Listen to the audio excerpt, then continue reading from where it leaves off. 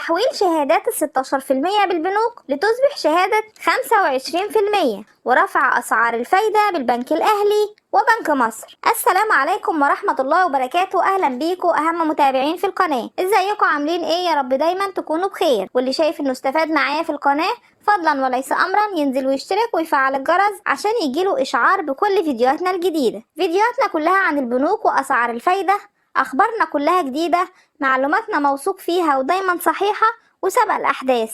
اعمل لايك للفيديو عشان تدعمني وعشان يوصل للكل. ويلا بينا نشوف الفيديو اللي معانا النهاردة. شهادة 16% اللي تم ربطها من العملاء بالبنك الاهلي وبنك مصر. وكان في أسئلة كتير من العملاء على القناة عن كيفية تحويل شهادة 16% لشهادة 25%، لأن كتير من العملاء شافوا أصحاب شهادات 14% وال11% بيتم تحويلها لشهادات 25%، خصوصا إن كتير من العملاء متخوفين بعد تصريح رئيس بنك مصر محمد الأتربي عن موعد إيقاف شهادة 25%. في آخر تصريح له أنه سوف يتم إغلاق الشهادة في خلال أيام بحد أقصى آخر شهر يناير. وهنا كان يتمنى كثير من أصحاب شهادات 16% بأن تستمر الشهادة 25% السنوية وال22.5% الشهرية حتى يتمكنوا من كسر الشهادة لمرور 6 شهور وربط الشهادة على أعلى عائد بالبنوك، خصوصا بعد الإعلان عن ارتفاع نسبة التضخم في الأيام السابقة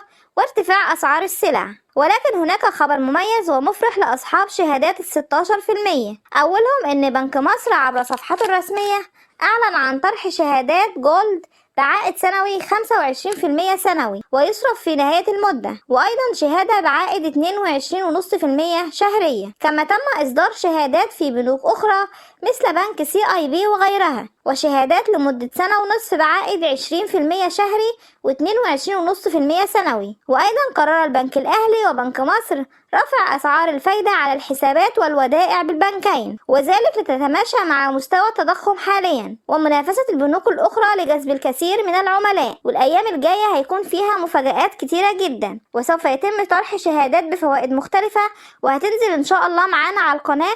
فما تنساش اللايك للفيديو والاشتراك وتفعيل الجرس عشان يوصلك كل جديد من الشهادات اللي هتنزل وكل جديد من أخبار البنوك. إلى اللقاء.